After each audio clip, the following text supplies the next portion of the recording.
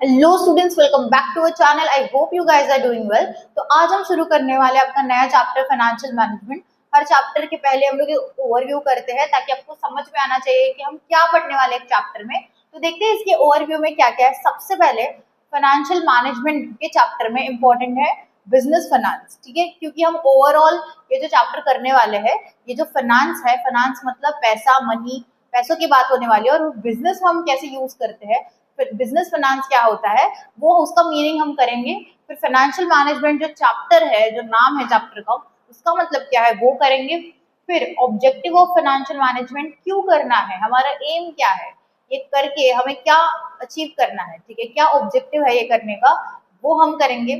Three major financial decisions, ठीक है, तो ये तीन मेजर फाइनेंशियल डिसीजंस होते हैं, वो हमें लेने पड़ते हैं। एक है इन्वेस्टमेंट डिसीजंस, एक है फाइनेंशियल डिसीजन, और एक है डिविडेंड डिसीजन। तो इसको हम लोग थोड़ा गो थ्रू करेंगे कि क्या क्या चीजें हैं, ठीक है, इसका मीनिंग क्या है, इसमें क्या एग्जांपल्स है वगैरह देखेंगे। इसका कॉन्सेप्ट एकदम क्लियर हो जाएगा।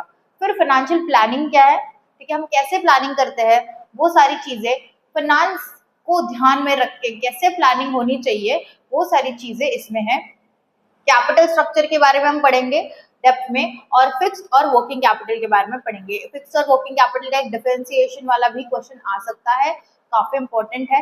इस चैप्टर में ऑलमोस्ट सारे ही जो टॉपिक्स है वो इम्पोर्टेंट है। छोटा चैप्टर है येट इम्पोर्टेंट चैप्टर है, और इसके सारे जो सब टॉपिक्स है वो सारे इम्पोर्टेंट है, ठीक है। तो एज सच मैं पर्टिकुलर नहीं बोल पाऊंगी, क्योंकि हर एक अलग अलग एग्जाम्स में, अलग अलग ईयर्स में, आई मीन, कुछ ना कुछ क्वेश्चन पूछा गया है। कभी फाइनेंशियल प्लानिंग के बारे में पूछा गया है, कभी कैपिटल स्ट्रक्चर के बारे में, कभी डिफरेंशिएशन फिक्स्ड और वर्किंग कैपिटल का, ठीक है, तो कभी ऑब्जेक्टिव्स पूछे गए हैं। तो हर एक क्वेश्चन पूछा गया है और इम्पोर्टेंट है, इसीलिए सब कुछ इम्पोर्टेंट है इसमें। लेकिन कुछ ऐसे बहुत डिफिकल्ट नहीं है, आप कॉन्सेप्ट समझ में आपको आ जाएगा।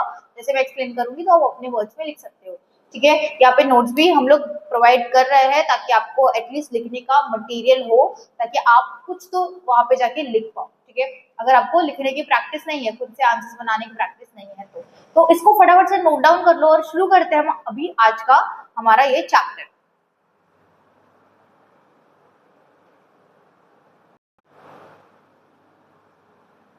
ओके क्लास, तो शुरू करते हैं हमारे फर्स्ट टॉपिक के साथ, मीनिंग ऑफ बिजनेस फाइनेंस। तो क्या होता है business finance? Business finance means the money required to carry out business activities. तो जो हम day to day business activity करते हैं, या एक साथ आप कुछ परचेस करते हो, तो जो भी बिजनेस एक्टिविटी करते हो आपको पैसों की जरूरत पड़ती है, उसको हम लोग बिजनेस फाइनेंस कहते हैं। फाइनेंस इज नीडेड टू, क्या चीजों के लिए बिजनेस में पैसे लगते हैं? स्टार्ट, रन एंड एक्सपांड और मॉडर्नाइज बिजनेस।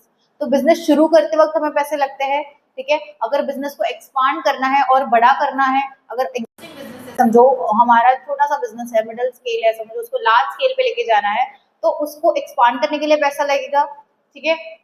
फिर बिजनेस को रन करने के लिए पैसा लगेगा, डे टू डे चलाने के लिए, ठीक है। समझो आपका जो रॉ मटेरियल है वो डेली आता है, तो डेली आपको उसको पैसे देने पड़ेंगे, ठीक है। मतलब डेली बेसिस पे नहीं दोगे आप, फॉर एग्जाम्पल मंथली दे दोगे, लेकिन पर डे का पैसा लगेगा, राइट। तो जो रेगुलर एक्टिविटीज है उसके लिए पैसे लगते हैं, बिजनेस रन करने के लिए पैसे लगते हैं, बिजनेस को एक्सपांड करने के लिए पैसे लगते हैं, या फिर मॉडर्नाइज करने के लिए। मॉडर्नाइज मतलब समझो कि नया टेक आया है ना, एडवांस टेक्नोलॉजी आई है, हम उसको अडाप्ट कर रहे हैं, उसको चला रहे हैं, कोई नई इक्विपमेंट या मशीन आई है मार्केट में, जो जिसको अगर हम लोग हमारे बिजनेस में यूज करेंगे, है ना, यूटिलाइज करेंगे उस पर्टिकुलर मशीन को, तो हमारा जो आउटपुट है वो और बेहतरीन आएगा। कम टाइम में, कम इलेक्ट्रिसिटी में हम ज्यादा आउटपुट जनरेट कर पाएंगे, ज्यादा प्रोडक्ट बना पाएंगे। तो अगर ऐसा कुछ आ रहा है मार्केट में, तो वो हमें परचेस करना पड़ेगा, ठीक है। तो इसलिए हम मॉडर्नाइज करते रहते हैं, तो उसके लिए भी पैसा लगता है, नई मशीन खरीदने के लिए भी आपको पैसा लगेगा, ठीक है। Buy assets like machines, buildings, trademark, patents etcetera. तो ये जो सारी चीजें हैं, ठीक है, हमारे जो असेट्स है, ठीक है, तो उसको खरीदने के लिए हमें पैसों की जरूरत पड़ती है। तो हमारी मशीनरी हो सकती है, ठीक है। पेटेंट्स, ट्रेडमार्क्स के लिए भी पैसा लगाना पड़ता है। फिर बिल्डिंग, अगर लैंड है, बिल्डिंग है, समझो रेंट पे कर रहे हो, रेंटल बेसिस पे है, तो अगर आप खुद का आपका ओन्ड है, तो उसको जब आप खरीदते हो, वाइल परचेसिंग, आपको पैसा पे करना पड़ेगा। तो बहुत सारी चीजों के लिए आपको फाइनेंस की जरूरत पड़ती है। फिर pay for salaries, raw materials, bills and day to day needs, ठीक है। तो अगर हमारे यहाँ पे एम्प्लॉयज है, तो उनको जो रेगुलर सैलरी या वेजेस हम पे करते हैं, उसके लिए हमें फाइनेंस की जरूरत पड़ेगी। रॉ मटेरियल्स का मैंने एग्जांपल दे दिया कि अगर हम डेली बेसिस पे या वीकली बेसिस पे या मंथली बेसिस पे रॉ मटेरियल को अगर लेते हैं, हमें जरूरत पड़ती है, तो उसका भी हमें फाइनेंस उठाना पड़ता है, उसको भी हमें पे करना पड़ता है। फिर हमारे जो भी छोटे मोटे डे टू डे एक्टिविटीज में खर्चे हो जाते हैं उसका भी हमें हिसाब रखना पड़ता है। इसीलिए बिजनेस फाइनेंस काफी इंपॉर्टेंट कॉन्सेप्ट है, ठीक है। एग्जाम्पल लिखा है, a car manufacturing company needs finance, ठीक है। एक कार मैन्युफैक्चरिंग कंपनी है, उसको फाइनेंस की जरूरत है। क्यों जरूरत है? To buy machines long term.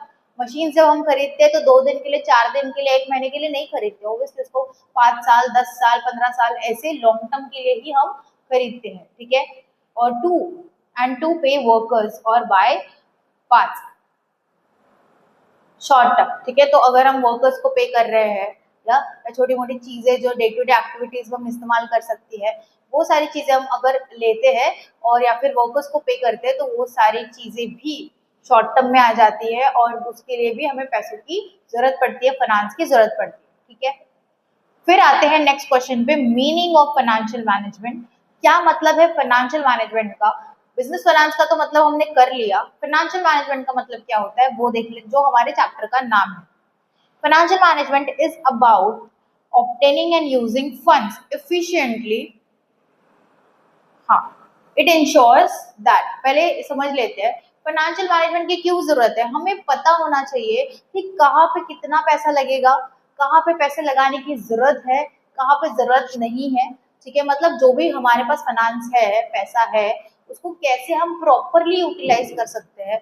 गलत जगह पे इन्वेस्ट नहीं करना है, गलत जगह पे पैसे नहीं लगाने हैं, ज्यादा एक्सट्रीमली पैसा ऐसे ही कहीं पे भी, हाँ ठीक है चलो कोई चीज अगर हमें 10 रुपए की मिल रही है तो उसको कहीं और से 15 रुपए की खरीदने की कोई जरूरत नहीं है, ठीक है। कम से कम रेट में हम उसको खरीद सकते हैं विद क्वालिटी, तो हम उसको ही खरीदेंगे। मतलब ये छोटी मोटी चीजें, ठीक है, लेकिन आपका जो डिसीजन है वो काफी इफेक्ट करता है हमारे आउटपुट में, हमारे रिजल्ट में, ठीक है।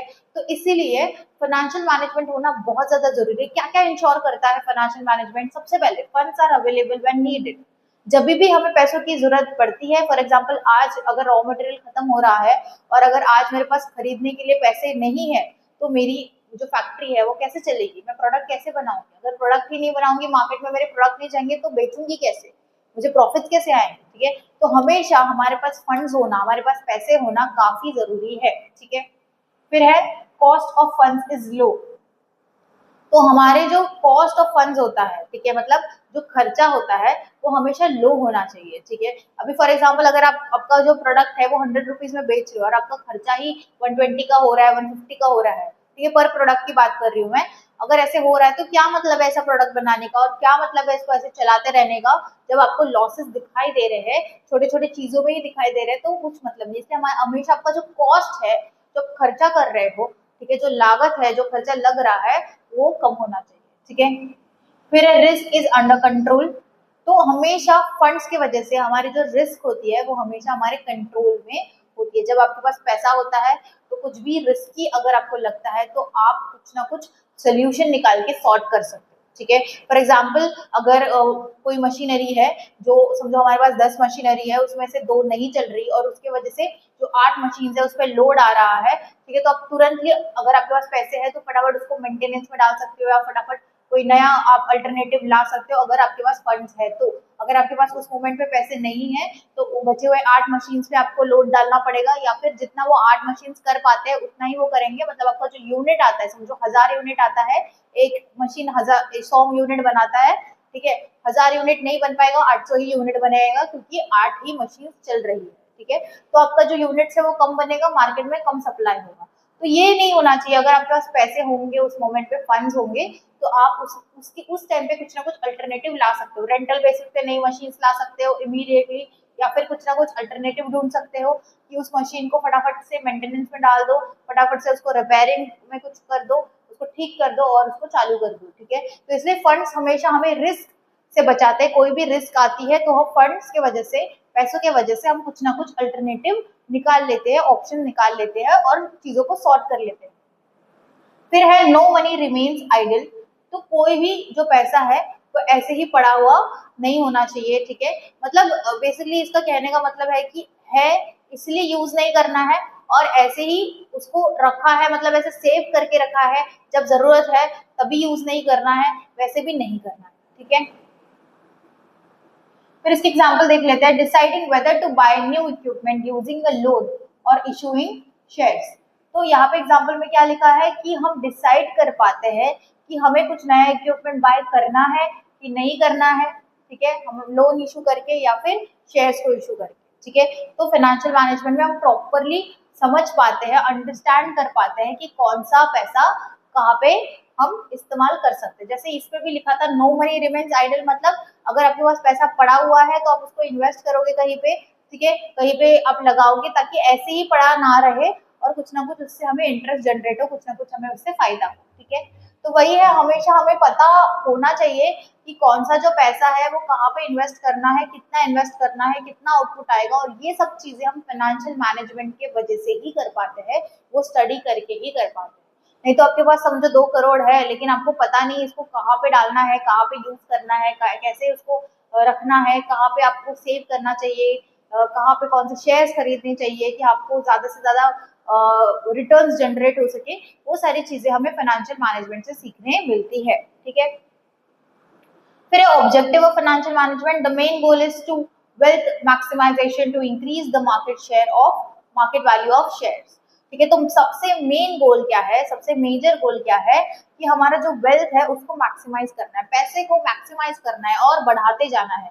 कैसे बढ़ाएंगे कि अच्छे से फाइनेंशियल मैनेजमेंट होगा प्रॉपरली। हम जैसे मैंने बताया अभी कि अगर आपको पता है कि कहाँ पे इन्वेस्ट करना है, यहाँ पे मैं इन्वेस्ट करूंगी इतने इतने तो मुझे इतने ज्यादा रिटर्न्स आएंगे, ये सारी स्टडी अगर मेरा है तभी ही मैं अच्छा रिटर्न ला सकती हूँ और मेरे वेल्थ को बढ़ा सकती हूँ, मैक्सिमाइज कर सकती हूँ, ठीक है। ये क्यों करते हैं हम, ताकि जो हमारा मार्केट वैल्यू है, मेरे बिजनेस का मार्केट वैल्यू है किसका, शेयर्स का, वो और बढ़ जाएगा, ठीक है। क्यों बढ़ेगा, क्योंकि उनको पता है कि ओके ये बिजनेस में ऑलरेडी इतना अच्छा प्रॉफिट कर रही है, इतना अच्छा इसके इन्वेस्टमेंट्स है, अच्छा कर रही है, तो हमें इसमें इन्वेस्ट करना चाहिए। तो हम ज्यादा शेयर्स पे भी अगर रखेंगे, फॉर एग्जाम्पल मेरा पर शेयर है 1000 रुपीज, तो भी लोग खरीदेंगे क्योंकि जो बिजनेस है, जो ब्रांड है उसकी वैल्यू है, ठीक है, मार्केट वैल्यू है।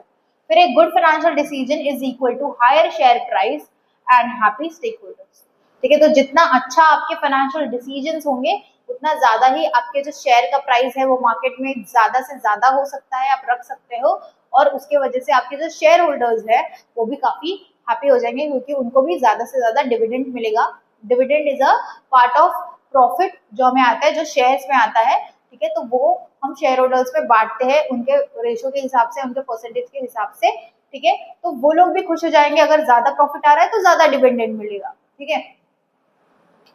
फिर एग्जाम्पल में लिखा है if a company invest ₹10 crore in a project that earns more than it's cost, its share price will likely increase. तो उन्होंने दिमाग लगा के, फॉर एग्जाम्पल एक कंपनी ने दिमाग लगा पे एक प्रोजेक्ट पे 10 करोड़ रुपए इन्वेस्ट किए क्योंकि उनको पता था कि इसका जो प्रॉफिट आएगा वो काफी मैक्सिमाइज आएगा, काफी ज्यादा आएगा, तो इसलिए उन्होंने इन्वेस्ट किया। उनका जो कॉस्ट है उससे कई ज्यादा उनको प्रॉफिट आया, तो ऑब्वियसली मार्केट में उनका जो शेयर है उसकी भी प्राइस काफी ज्यादा बढ़ जाएगी, ठीक है। आई होप आपको इतना समझ में आ गया होगा, ठीक है। आगे के कॉन्सेप्ट्स करते हैं, इसको फटाफट से नोट डाउन कर लो, कुछ भी डाउट होगा, कुछ भी समझ में नहीं आएगा तो कमेंट्स में पूछ लेना, इसको नोट डाउन कर लो और फिर कंटिन्यू करते हैं हम आगे के टॉपिक्स के साथ।